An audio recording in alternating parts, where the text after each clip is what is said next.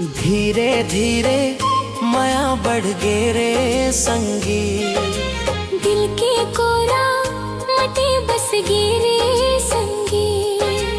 तोर बिना को पल नहीं कटे, और जिंदगी के सपना बनन गे रे संगी। धीरे धीरे माया बढ़ गे रे संगी।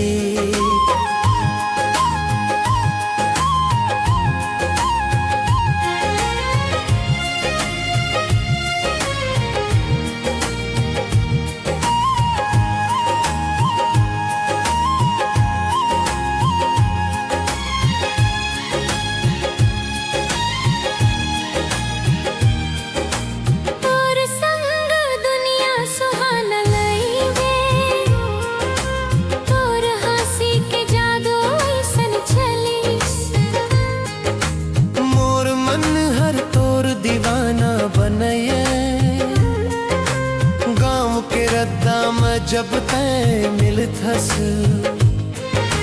फूल घलो मुस्काई अलग थे तोर आँखी के मिठाई शरले मोर सपना सजाए अलग थे।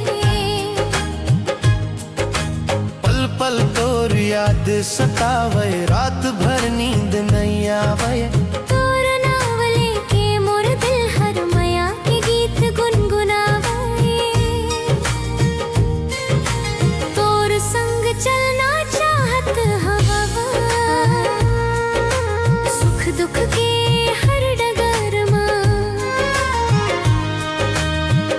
पर धड़कत थे दिल हर बिहान आऊं हर संझा मां। धीरे धीरे माया बढ़ गे रे संगी, दिल के कोरा मते बस गे रे संगी। तोर बिना को पल नहीं कटे, ओ मोर जिंदगी के सपना बन गे रे संगी।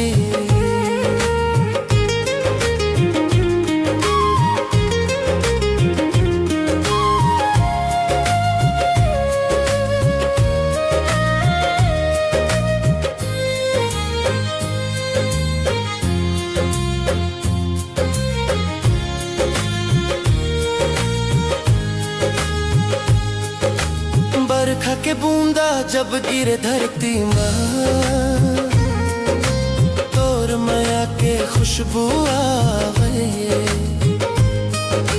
चंदा के चंदनी रात में संगी, तोर चेहरा नजर में समावे। तोर संग हंसना तोर संग गाना यही मोर अरमान हवाए। जन्म जन्म तक संग निभाना दिल के फरमान हवाई। अगर ते मोर संग रहिबे हर सपना सच हो जाही। माया के सुंदर कहानी दुनिया भर में गूंज जाही। सवेरे के सूरज ले चमके तोर आँखी के